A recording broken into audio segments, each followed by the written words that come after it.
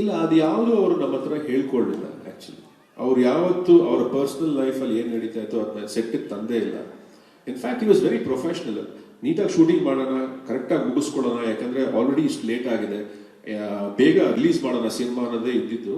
And ನೀವೆಲ್ಲ ಕೇಳಿದ ಹಾಗೆ ಬ್ಯಾಕ್ ಪೇನ್ ಅಂತ ಹೇಳಿದ್ರೆ ಅವರು ಎಷ್ಟು ಮೆಡಿಸಿನ್ಸ್ ತಗೊಳ್ತಿದ್ರು, ಎಷ್ಟು ಇಂಜೆಕ್ಷನ್ಸ್ ತಗೊಳ್ತಿದ್ರು ಅನ್ನೋದು ನಾನಾಗ್ಲಿ ಬೇರೆ ನಮ್ಮ ಜೊತೆ ಕೆಲಸ ಮಾಡಿದಂತ ಎಲ್ಲರೂ ಸೆಟ್ಟಲ್ ನೋಡಿದ್ದಾರೆ. ಸೊ ಅದ್ರ ಬಗ್ಗೆ ನಾನು ಜಾಸ್ತಿ ಚರ್ಚೆ ಮಾಡಕ್ ಹೋಗಲ್ಲ, because it was there, it existed. ಅದ್ರ ಮಧ್ಯಾಹ್ನ ಅವ್ರು ಶೂಟಿಂಗ್ ಮಾಡಿಕೊಟ್ರು ಅನ್ನೋದೊಂದು ನಾನು ಹೇಳ್ಬೋದು ಅಷ್ಟೇ, ಬಿಟ್ರೆ ದಟ್ ಪೇನ್ ಡೆಫಿನೆಟ್ಲಿ ಎಕ್ಸಿಸ್ಟೆಡ್.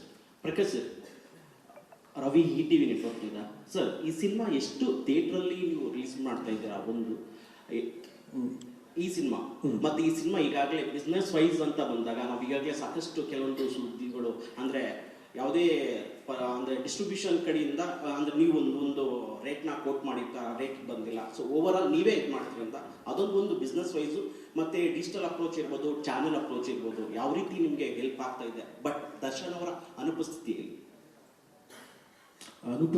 ಹೇಗೆ ಹೆಲ್ಪ್ ಆಗ್ತಿದೆ ಅಂತ ಗೊತ್ತಿಲ್ಲ. ಬಟ್ ಸಿನಿಮಾ ಮುಗಿಸಿದೀವಿ, ಪೋಸ್ಟ್ ಪ್ರೊಡಕ್ಷನ್ ಅಲ್ಲಿ ಇಷ್ಟು ದಿವಸ ತೊಡ್ಕೊಂಡಿದೀವಿ, ನೆಕ್ಸ್ಟ್ ನಾಳೆಯಿಂದನೂ ಅದೇ ಕೆಲಸ ಇರುತ್ತೆ. ಅಂಡ್ ಸಿನಿಮಾ ರಿಲೀಸ್ ಮಾಡಬೇಕು ಅಂತ ನಾವೇ ಡಿಸೈಡ್ ಮಾಡಿದ್ವಿ ಆಕ್ಚುಲಿ. ಸೊ ಹಾಗಾಗಿ ನಾವೇ ರಿಲೀಸ್ ಮಾಡ್ತಾ ಇದೀವಿ with the help of Supreeth and Gangadhar. ಅವ್ರು ನಮಗೆ ಥಿಯೇಟರ್ ಸೆಟಪ್ ಮಾಡ್ಕೊಡ್ತಾ ಇದ್ದಾರೆ, ನಾವು ರಿಲೀಸ್ ಮಾಡ್ತಾ ಇದ್ದೀವಿ. ಅಪ್ರಾಕ್ಸಿಮೇಟ್ ಎಷ್ಟು ಥಿಯೇಟರ್ ಮಾಡ್ತೀವಿ? ಐ ಥಿಂಕ್ ಮ್ಯಾಕ್ಸಿಮಮ್ ಥಿಯೇಟರ್ಸ್ ಬರುತ್ತೆ. ನಿಮ್ಗೆ ಎಷ್ಟು ಕವರ್ ಮಾಡೋಕ್ಕಾಗುತ್ತೆ ಅಷ್ಟು ಥಿಯೇಟರ್ಸ್ ಬಂದೇ ಬರುತ್ತೆ. ಕರ್ನಾಟಕದಲ್ಲಿ ಯಾವ್ಯಾವ ಮೂಲೆ ಕವರ್ ಮಾಡೋಕ್ಕಾಗುತ್ತೋ ಅಷ್ಟು ಬರುತ್ತೆ, ಯಾಕಂದ್ರೆ ಅಷ್ಟು ಸೆಂಟರ್ಗಳಿಂದ ಅಷ್ಟೇ ಡಿಮಾಂಡ್ ಇದೆ. ಕನ್ನಡ ಸಕ್ಸಸ್ ಆದ್ಮೇಲೆ ಬೇರೆ ಭಾಷೆಗೆ ಡಬ್ಬಿಂಗ್ ಮಾಡೋದು ಆ ತರದ ಥಾಟ್ಸ್ ಏನಿದೆಯಾ? ಅದು ಖಂಡಿತ ಯೋಚನೆ ಮಾಡಿಲ್ಲ. ಮೇಡಮ್ ಆಕ್ಚುಲಿ ಕಾಸ್ಟ್ಯೂಮ್ ಡಿಸೈನರ್ ತುಂಬಾ ಚೆನ್ನಾಗಿ ಮಾಡಿದ್ದೀರಾ, ತುಂಬಾ ಪ್ರೊಫೆಷನಲ್ ಆಗಿ ಕಾಣ್ತಾರೆ. ಅದ್ರೂ ಎಸ್ಪೆಷಲಿ ದರ್ಶನ್ ಅವ್ರು ತುಂಬಾ ಹೆಂಗ ಕಾಣಿಸ್ತಾರೆ. ಸೊ ಇದಕ್ಕಿಂತ ಮುಂಚೆ ನೀವು ಯಾವ್ದನ್ನ ಸಿನಿಮಾಗೆ ಕಾಸ್ಟ್ಯೂಮ್ ಡಿಸೈನ್ ಮಾಡಿದಾಗ ಇದೇ ಫಸ್ಟ್ ಹೇಗೆ? ಇದು ನಾನು ಒಬ್ಳೆ ಅಲ್ಲ, ಚೇತನ್ ಬಂದಿಲ್ಲ ಅನ್ಕೋತೀನಿ. ಚೇತನ್ ಅವರು ಕೂಡ ನಾವು ಒಟ್ಟಿಗೆ ಕೂತ್ಕೊಂಡು ಪ್ಲಾನ್ ಮಾಡಿದಂತಹ ಡಿಸೈನ್ಸ್.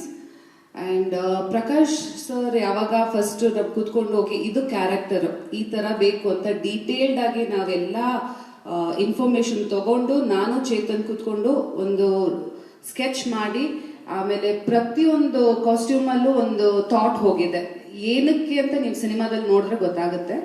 ಹಾಗೆ ಅದಕ್ಕೆ ಡೀಟೇಲ್ಡ್ ಆಗಿ ಪ್ರತಿಯೊಂದು costume, most of the costume 80% ಅದು ಹ್ಯಾಂಡ್ ಮೇಡ್. ಸೊ ಚೇತನ್ ಅವ್ರಿಗೆ ನಾವು ಡಿಸೈನ್ ಕೊಡ್ತಾ ಇದ್ವಿ, ಚೇತನ್ ಕೂಡ ಅವ್ರ ಇನ್ಪುಟ್ಸ್ ಹಾಕ್ತಿದ್ರು. ಅಂಡ್ ಎಂಬ್ರಾಯ್ಡ್ರಿ ಕಲರ್ ಇಂದ ಹಿಡಿದು ಅವ್ರ ಆಕ್ಸೆಸರೀಸ್ ಕೂಡ ನಾವು ಪ್ರಕಾಶ್ ಅವ್ರ ಜೊತೆ ಡಿಸ್ಕಸ್ ಮಾಡಿ ಇದು ಓಕೆನಾ ಕ್ಯಾರೆಕ್ಟರ್ಗೆ ಅಂತ ಡಿಸೈಡ್ ಮಾಡಿ ನಾವು ಮುಂದುವರ್ಸಿದೀವಿ. ಅಂಡ್ ಇದಕ್ಕಿಂತ ಮುಂಚೆ ಹೌದು, ನಾನು ಪ್ರಕಾಶ್ ಅವ್ರ ಜೊತೆ ಯಾವ್ಯಾವ ಸಿನಿಮಾ ಮಾಡಿದ್ದಾರೆ, ಒಂದು ಬ್ಯಾಕ್ ಗ್ರೌಂಡ್ ಅಲ್ಲಿ ನಾವು ಒಟ್ಟಿಗೆ ಕೆಲಸ ಮಾಡಿ ಅದರಲ್ಲಿ ನಾನು ಕಾಸ್ಟ್ಯೂಮ್ ಡಿಸೈನ್ ಮಾಡಿದ್ದೀನಿ. So I think starting from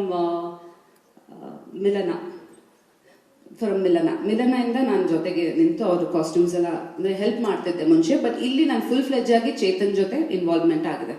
Prakash sir